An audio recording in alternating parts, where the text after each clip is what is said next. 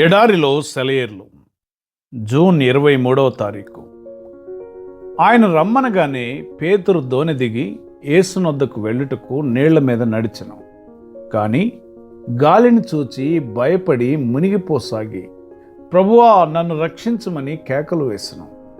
మత్తయి సువార్త 14వ అధ్యాయము 29-30 వచనాలు.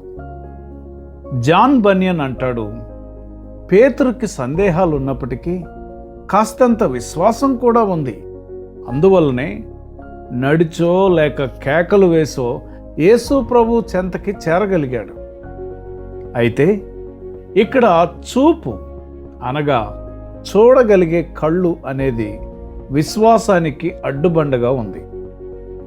తానంటూ ఒకసారి నడవడం మొదలుపెట్టిన తర్వాత పేతురుకి చుట్టూ ఉన్న అలలతో ఎంత మాత్రం నిమిత్తం లేదు. పేతురు దృష్టి అంతా క్రీస్తు నిలిచిన చోటు నుండి తన వైపుకి ప్రసరిస్తున్న వెలుగు వైపుకే ఉండాలి. నీటి మీద బాటను చూపించి ప్రభువు నీతో నడిచిరా అంటే అడుగు వెయ్యి నిస్సంకోచంగా. నీ దృష్టిని ఆయన నుండి మరల్చుకు. కెరటాల గాంభీర్యాన్ని లెక్కలు వేయడం ఎంత మాత్రం ప్రయోజనకరం కాదు. గాలి వేగాన్ని అంచనా వేయడం వల్ల ఫలితం శూన్యం.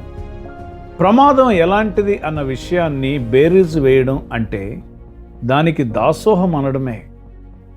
కష్టాల వడగళ్ల వాన కురుస్తున్నప్పుడు నిదానించి చూడడం అంటే కోరి తల బద్దలు కొట్టుకొనడమే. కొండల తట్టు నీ కనుదృష్టి సారించు, సాగిపో, వేరే మార్గం లేదు. బయలుదేరడానికి భయపడుతున్నావా? వదలడాయన నీ తోడు. నమ్మకం చూపడం వల్లనే తెలిసేది నీకాయన నీడ.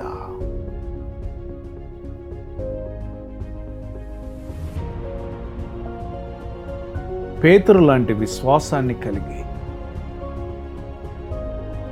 స్థిరంగా ప్రభు చెంతకు వెళ్ళగలిగే కృప పరిశుద్ధాత్ముడు నీకు అనుగ్రహించునుగాక. ఆమెన్.